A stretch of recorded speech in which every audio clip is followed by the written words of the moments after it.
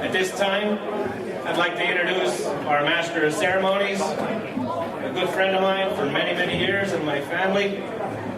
Started out here in the borough of Minersville. He's one of our hometown pioneers. I'd like to introduce to you Mr. Thomas Slane at large.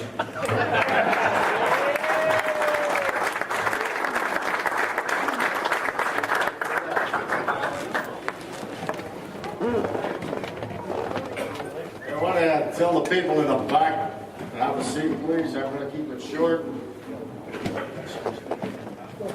Good evening. Ladies and gentlemen. What a group we had amassed here earlier. I don't know if they all went home and they found out I was going on. I don't know. We have quite a few representatives, dignitaries here. Tonight I want to go through the first couple. I'm going to put these glasses on. My son hid them so I wouldn't talk too long. And I had to borrow these from one of the waitresses. We have State Representative Mike Tobash and Representative Jerry Knowles seated here.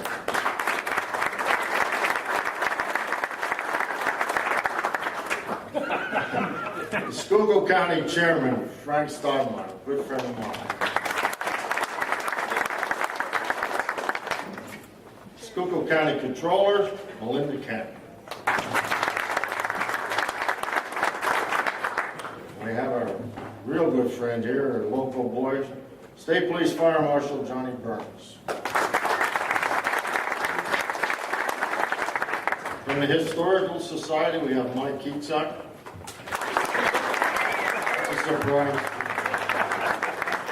President of the Schuylkill County Fire Chiefs Association, Frank Singari. Stand up on the box, Frank.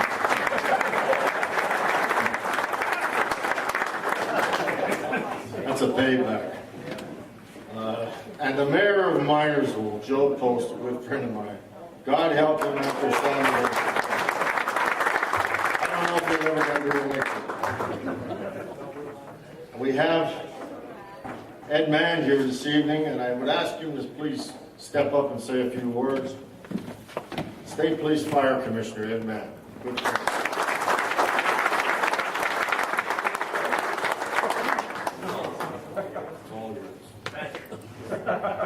You just got me in trouble with the State Police Commissioner. I think this is, what, the 4th or 5th year in a row now I've been to the Schuylkill County Convention, and I see that Dave Housel's here. The last time he and I were here together, you were dedicating the fire school. And if you'll remember this, it was cold and windy and snowing up on the hill. And we were sitting on a trailer, and he was speaking about the history stuff. The people in the crowd couldn't hear because the wind was blowing this direction, and there were flags behind us that were snapping us and they were taped to the chairs, and they were snapping us behind the ears, so you had to lean forward. And you looked out over the crowd, and there were people sitting there with parkas on, trying to stay warm. So I'm glad you brought some decent weather with you this time. I have a couple of notes. Mike Pothering said I had to tell a different story this year, but I was also told I had to keep it short. I think I'll tell the story. Where is Mike? He didn't leave, did he? Yeah. Hey, Chief, how are you? He travels quite a bit sometimes.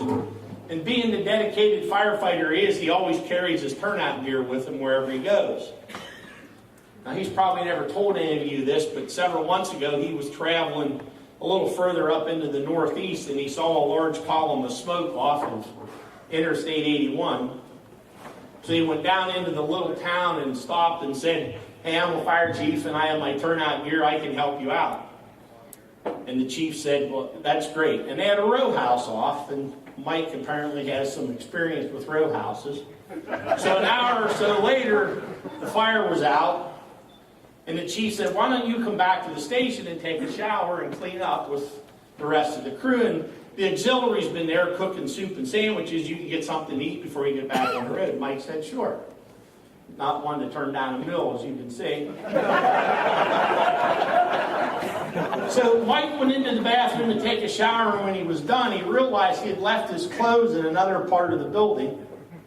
And the only thing Mike had with him was a towel, which wouldn't have been a big deal, but he heard 3 female voices outside the door of the bathroom. And he thought, oh man, if I go out with a towel around my waist, they're going to see that I'm, as a fire chief, that I'm embarrassed. And if I put the towel around my face, well, you know. So Mike decided he didn't want to be embarrassed, so he put the towel around his face. And he walked out the door, and the first lady said, well, that's not my husband. The second lady spoke up and said, it's not my husband either. And the third lady said, well, hell, he doesn't even belong to this fire department.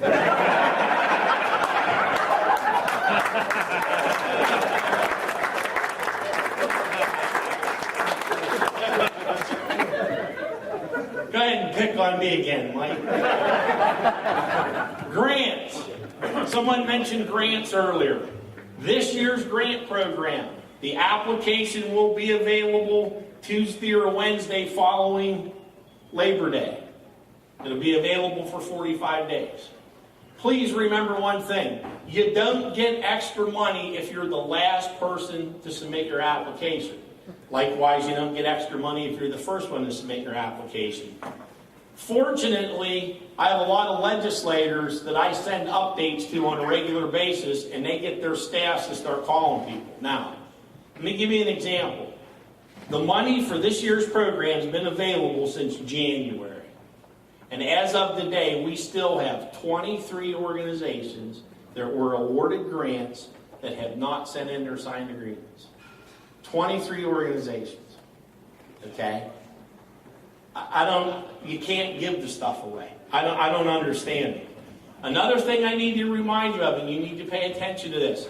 Final reports for the money you got this year are due to my office no later than December 1st.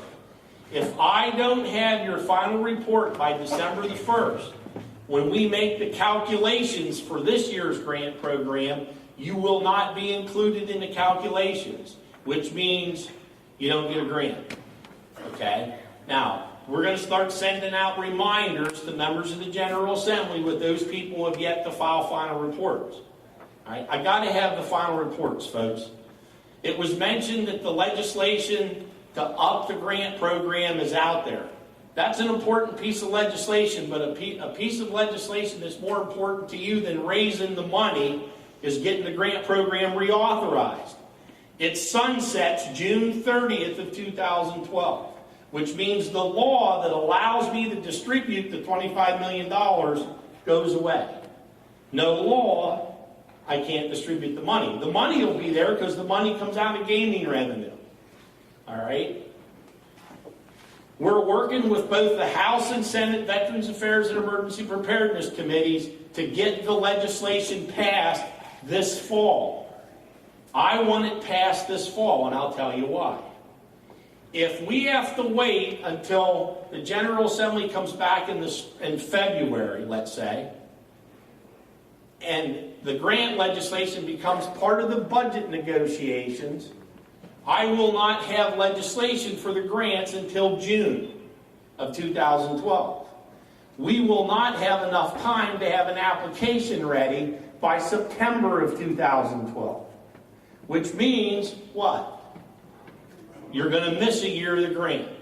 Okay? So we're working very hard right now with both of the committees to get the legislation passed this fall. So we know going into the spring we're not going to have an issue. Because I'm telling you folks, if the grant program if that legislation doesn't run until February, when the General Assembly returns, and it becomes part of the budget negotiations, we're not going to have legislation soon enough for my office to have an application ready come the fall of 2012. Okay? Now, you need to make sure that your legislators understand. And the two guys sitting over here understand it because I've done enough grant workshops for the both of them and enough stuff in their legislative districts. They get it. But the rest of you need to make sure that your legislators understand how important the grant program is to you and what it's meant to your department. I'm not telling you to call and rant and rave on the phone, but too many times we never tell the legislators how positive something is for us. And you've got to do that. So they're hearing it from you. So they hear from you that it's important that the legislation pass this fall.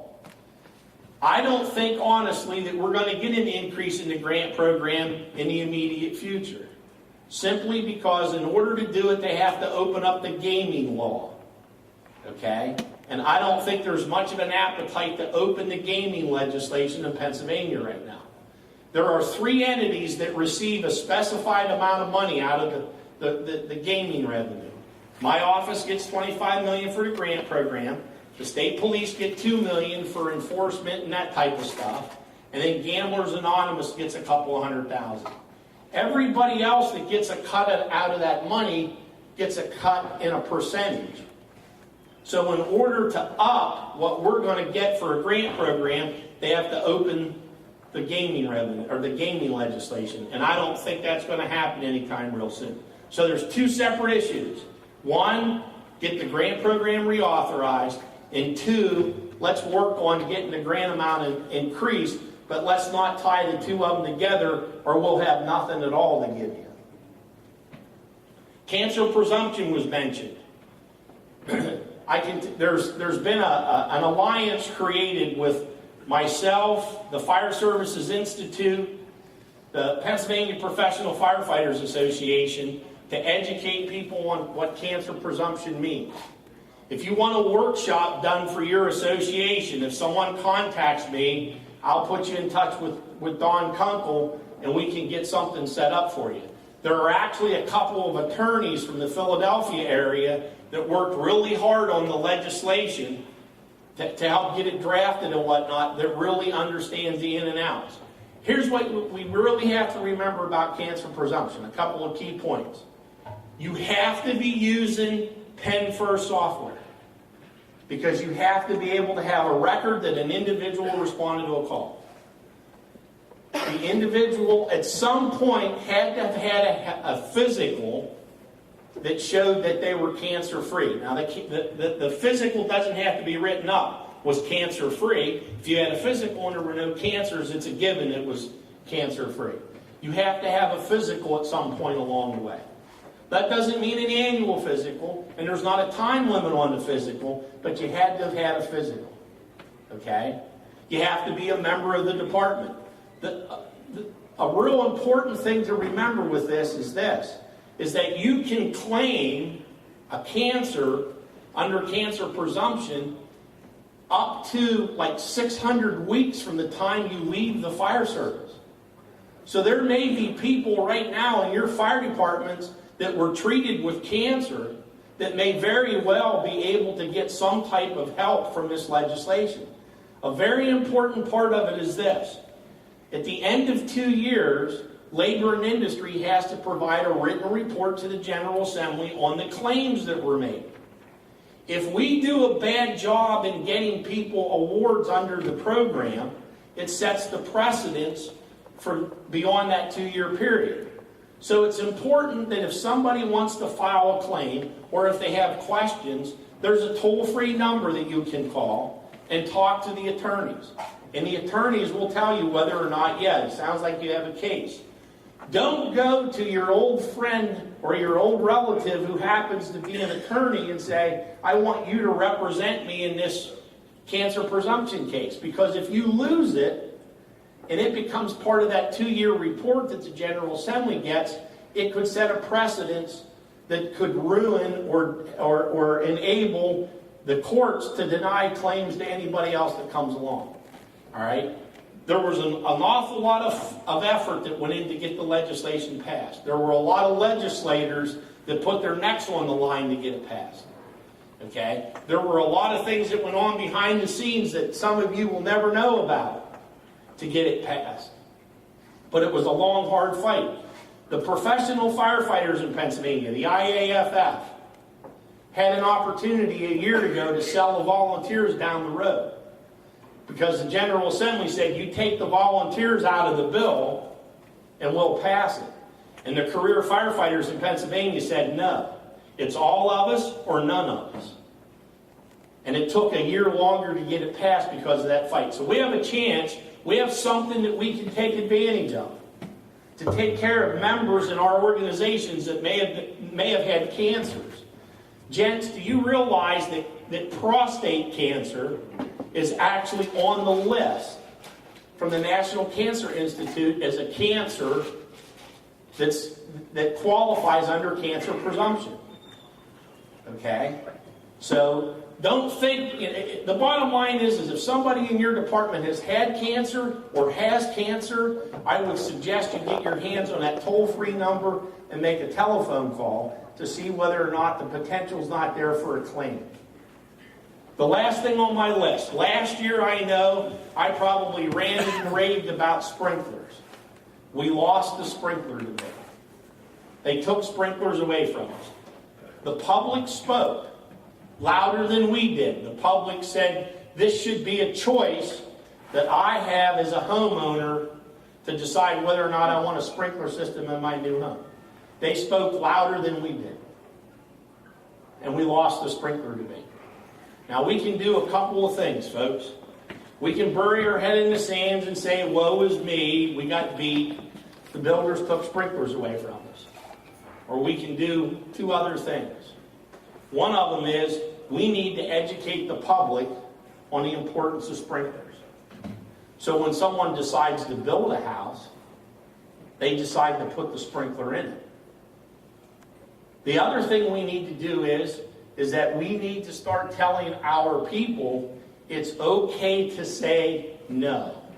It's okay as a fire chief to say, I'm not putting my people in that lightweight constructed home and risking their lives to save a chunk of property.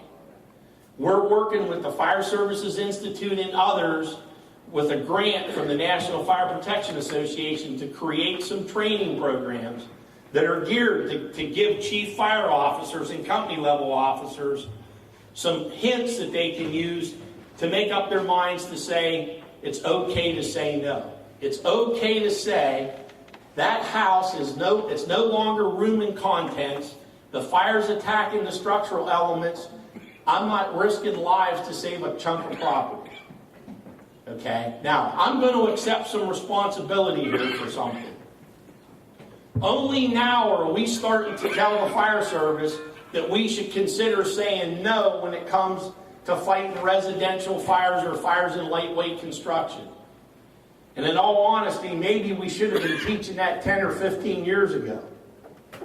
Because lightweight construction's been around a whole lot longer than just the last year or so. So I've been the fire commissioner for 11 years. And I'll accept some of the responsibility for the fact that we haven't trained our firefighters in the last 11 years to be able to say, it's okay to say no. But we're going to change that. We're going to change that. So we're not losing people, saving a chunk of property that at the end of the day, the insurance company is going to give the person money to rebuild anyway. Okay? As I usually do anytime I'm on the road, I talk about line of duty deaths. And I don't want to jinx anything, but I got to tell you something. This year, so far, we have not lost a Pennsylvania firefighter at the scene of an incident. Not one.